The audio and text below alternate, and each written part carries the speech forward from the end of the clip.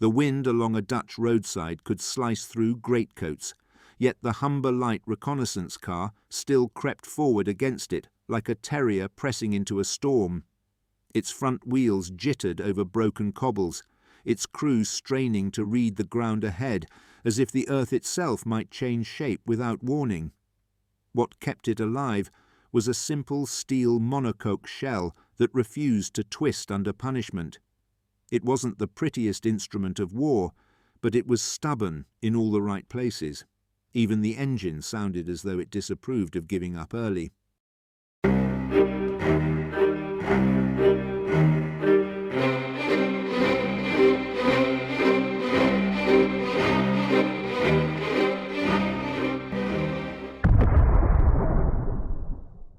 The British Army entered the early years of the Second World War with reconnaissance gaps wide enough to drive a convoy through, and the consequences of that shortfall were felt bitterly across France in 1940. When commanders required rapid eyes on advancing armour or sweeping infantry probes, they often relied on converted civilian cars that behaved more like skittish guests at a storm-battered garden party than battlefield tools. The Humber Light Reconnaissance Car emerged from this vacuum as an urgent correction to a doctrinal oversight that could no longer be downplayed. Strategically, the need crystallized around mobility, armour, and predictable handling on irregular terrain. Standard soft-skinned vehicles lacked all three, especially when bouncing over ditches, skimmed grassland, or hastily churned mud tracts. A purpose-built reconnaissance platform was necessary, something agile enough to scout ahead of columns, yet sufficiently protected to withdraw intact if the enemy responded with fire. The Humber concept promised precisely that blend of modest survivability and dependable pace, not by aspiring to be a miniature tank, but by refining the idea of a protected patrol car. Industrial pressure amplified the urgency. British motor manufacturers were under immense strain, juggling contracts for staff cars, utility trucks, and crucial armoured programs. Humber, with its established production facilities and experience in light chassis construction, was one of the few firms capable of adapting quickly without rewriting its manufacturing workflow. This allowed the War Office to demand a vehicle that could be produced in volume without exotic steels, rare alloys, or experimental fittings. The Humber's structure relied on a pressed steel monocoque, ensuring rigidity even when overstressed by wartime loads. Doctrinally, reconnaissance had been treated as a side activity rather than a fully realized combat function. Armoured cars were too large or too scarce to assign to every patrol. Infantry battalions needed something independent, something available, something simple enough that crews could be trained quickly while still benefiting from armoured protection. The Humber Light Reconnaissance Car fitted this niche with unexpected neatness by combining a modest 4x2 layout, adequate armour plating, and an automotive temperament familiar to mechanics across Britain. Without a timely solution, valuable intelligence would have continued to arrive late, garbled, or not at all, and in the view of certain officers, depending on dispatch riders carrying handwritten notes, was about as effective as dropping clues from a passing bus. The Humber's arrival was therefore both tactical relief and industrial pragmatism, filling a void that could not be allowed to persist. The vision for the Humber Light Reconnaissance Car formed not in a single office, but across a constellation of wartime committees, engineers' desks, and hurried conferences where doctrine and practicality finally collided. Those shaping the idea recognized that reconnaissance crews needed a vehicle offering visibility first, protection second, and mechanical obedience third.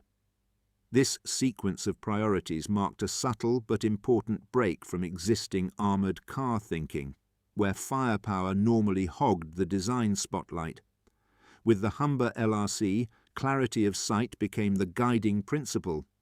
The War Office outlined the need for a car that allowed its commander near panoramic observation in motion.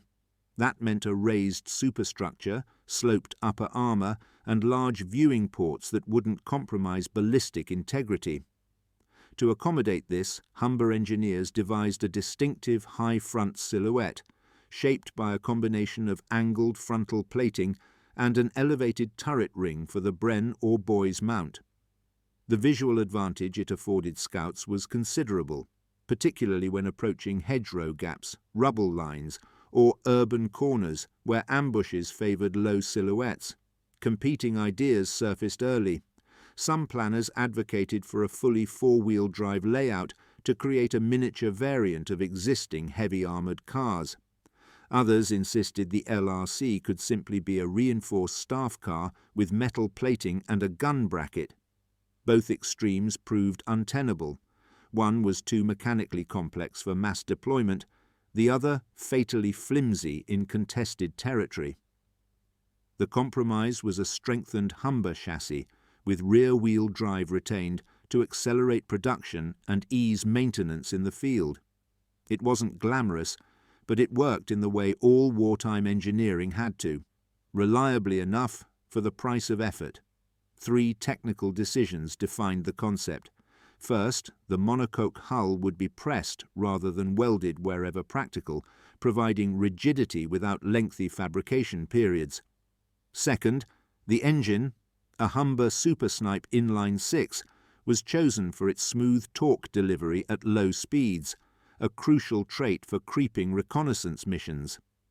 Third, the turret mount would remain lightweight and manually operated, ensuring no reliance on fragile powered components susceptible to field dust or electrical gremlins. What emerged was a vision grounded in endurance, clarity, and disciplined restraint. And according to one draftsman, the turret ring was kept deliberately simple because anything more complicated would only inspire the troops to break it. The Humber LRC's future shape was thus set, a scout's tool shaped by practical minds under wartime pressure. Factories tasked with producing the Humber Light Reconnaissance Car were already straining under the weight of wartime contracts, yet the LRC's build cycle slotted neatly into existing rhythms without crippling the rest of the output. Humber's Coventry facility became a chorus of presses, riveters, and machinists working in punishing shifts that blurred into one another like the thrum of an unending engine. The monocoque hull, so central to the vehicle's design, was stamped from steel sheets fed through heavy presses that tolerated little error, their operators balancing precision with speed under constant scrutiny. The assembly line relied heavily on prefabrication. Sections of hull plating arrived as curved, angled, or channeled forms ready to be fastened together with minimal rework. This reduced welding requirements, which mattered immensely given the scarcity of skilled welders during the height of British rearmament. The pressed steel technique also minimized distortion, ensuring the hull maintained tight alignment around the engine bay and driver's compartment. A misaligned front plate could throw off the fit of observation ports or interfere with turret mounting, so inspectors spent long hours checking tolerances with gauges worn shiny by repeated use. The drivetrain installation required delicate sequencing. First, the Super Snipe engine, an inline-six known for its smooth torque at low revs, was lowered into position from above using a simple chain hoist that swung like a metronome over the line. After that came the gearbox and prop shaft assemblies, fixed into place through narrow access points that left mechanics muttering about scraped knuckles and impossible angles. The rear-wheel drive layout kept the manufacturing process predictable, though fitting the differential demanded a steady hand to avoid misseating the bearings. 3 additional engineering considerations defined the build. Cooling ducts around the engine bay needed precise spacing to manage heat accumulation during low-speed patrols. Electrical looms were routed carefully beneath the dashboard to avoid interference with the steering column, and the turret ring, though seemingly simple, required consistent machining so its manual movement remained fluid even when dust or moisture invaded the mechanism. Against shortages of rubber, armor plate, and even basic fasteners, production persisted with stubborn determination. One foreman remarked that wartime assembly was mostly about convincing the vehicle to cooperate just long enough to leave the factory. In that sense, the Humber LRC was both a product of discipline and a testament to improvisational British workmanship. Field testing placed the Humber Light Reconnaissance Car under conditions far harsher than any factory inspection could simulate. Trials across Britain's training grounds exposed the design to rain-heavy clay, loose chalk, and flooded ruts that swallowed lesser vehicles without hesitation. The LRC's rear-wheel drive layout demanded finesse from its crews, who learned quickly that momentum, not brute force, was the key to traversing soft ground. On firm tracks it performed confidently, its engine delivering smooth, low-end pull ideal for creeping observation runs. The visibility advantages built into its raised superstructure became evident during these trials. Commanders could track movement through hedgerows or rubble stacks without leaning dangerously out of the hull. The large vision ports proved resilient against ballistic shock, but they revealed a drawback. The high silhouette made concealment difficult in flat terrain. This became a central theme of the testing phase, balancing superior sightlines against an unavoidable increase in profile. Crews compensated through careful route selection, favouring drainage lines, tree breaks, and debris shadows, where the Humber's proportions blended more naturally with the environment. Mechanical assessments continued across hundreds of miles of mixed driving. The monocoque hull resisted twisting surprisingly well, even when forced over uneven ground that stressed the frame at diagonal angles. Steering remained predictable, though testers noted that extended travel over rock-strewn tracks could tire drivers due to the feedback transferred through the column. Suspension components endured the punishment capably, though leaf springs needed regular checking to ensure they hadn't shifted out of alignment under repeated jolts. Weapon tests focused on the practicality of the Bren or Boys mount. The manually operated turret ring had to rotate freely, even when fouled by dust or exposed to cold conditions. Engineers monitored friction points carefully, finding that minor machining variations affected ease of movement more than expected. Lubricants were adjusted, tolerances refined, and the mount stabilized enough to permit quick directional changes without binding. This made the vehicle more responsive during simulated ambush drills, where rapid threat identification mattered as much as engine reliability. Test reports concluded that the Humber LRC excelled when treated as a mobile observation tool rather than a brawler. Its handling seemed to improve whenever the terrain looked particularly determined to ruin everyone's day. Overall performance validated the concept, though refinements were deemed essential before full-scale deployment. Combat revealed the Humber Light Reconnaissance Car's true nature with a clarity no proving ground could replicate. At Anzio, in Normandy, and during the advance into the Low Countries, crews discovered that its greatest strength lay in its ability to gather intelligence under fire while avoiding entanglements it was never built to endure. The Humber performed best when positioned on the fringe of battle, darting between cover, observing hostile movement, and relaying reports before withdrawing at pace. When used this way, it delivered precisely the tactical value planners had hoped for. Operational success centered on three qualities: dependable mobility on serviceable ground, excellent forward visibility, and armor just thick enough to defeat small arms fire at distance.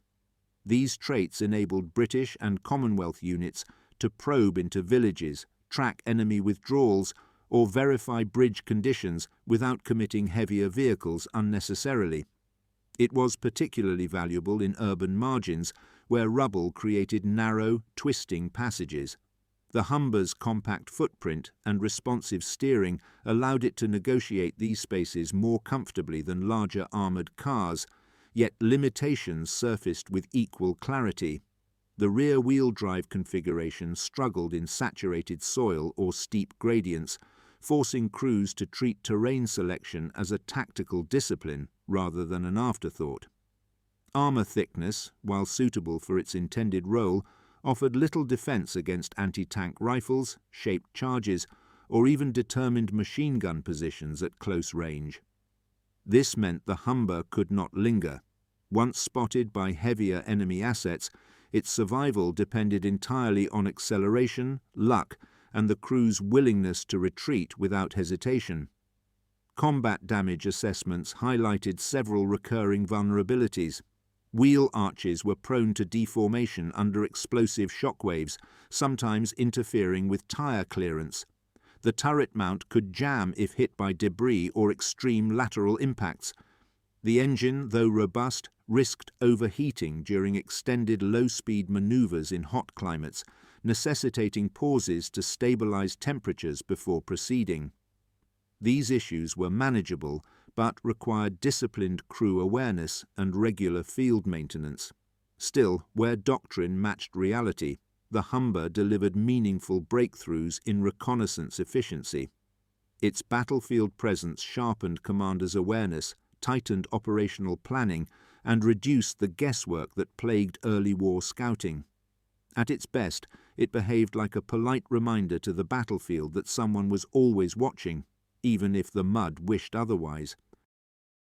The Humber Light Reconnaissance Car influenced the war in ways that went well beyond its immediate role on the battlefield. One of the most unexpected consequences was the shift it triggered in supply chain planning. Its reliance on conventional automotive components encouraged procurement officers to prioritize parts interchangeability across multiple vehicle types. This eased logistical pressure in theatres where transport convoys already struggled against unpredictable terrain, dispersed units, and the chronically overstretched repair infrastructure that defined mid-war operations. The LRC also left its mark on the political fabric of British wartime production. Its straightforward construction aligned neatly with national messaging that emphasized efficient, sensible engineering rather than heroic, resource-draining complexity. Government communications frequently highlighted machines that embodied economy of effort, and the Humber fit that narrative more comfortably than many of the larger, more glamorous armoured vehicles. Without needing embellishment, it represented a form of wartime pragmatism that audiences understood instinctively, a practical tool for a dangerous job. Another unintended effect emerged through its deployment in far-flung regions. In places such as Java or the Middle East, the Humber's comparatively gentle maintenance demands meant it could be kept operational by smaller workshops without access to specialist equipment. This challenged pre-war assumptions that lightly armoured vehicles required highly centralised support networks. As a result, future planning criteria shifted subtly toward decentralisation, giving field units more autonomy and reducing the strain on long supply lines that had previously dictated how quickly reconnaissance forces could reposition. Operational doctrine also evolved in response to lessons observed during late war patrols. Commanders noted that crews operating in dispersed, semi-independent patterns delivered superior intelligence output compared with more rigid, convoy-based reconnaissance groups. The Humber's ease of operation encouraged experimentation with new scouting techniques that capitalized on mobility and discretion rather than sheer mass. These tactical shifts influenced post-war thinking about reconnaissance forces, shaping expectations for rapid response vehicles well into the Cold War. Even morale reflected the vehicle's broader impact. Its crews valued the LRC not because it was invincible, but because it behaved predictably in unpredictable circumstances, a trait in short supply during chaotic campaigns. It became the sort of machine that managed to look composed even when everything around it appeared determined to unravel. In this way, the Humber's hidden consequences extended far beyond the sum of its mechanical parts. When the war ended, the Humber Light Reconnaissance Car found itself at a curious intersection between fading necessity and enduring influence. In practical terms, many were retired quickly as Britain downsized its armoured fleets, yet their engineering fingerprints lingered across the next generation of light patrol vehicles. The Humber demonstrated that reconnaissance platforms didn't need to be miniature armoured cars. They needed clarity, manoeuvrability, and simple mechanical systems that functioned under strain without constant factory-level attention.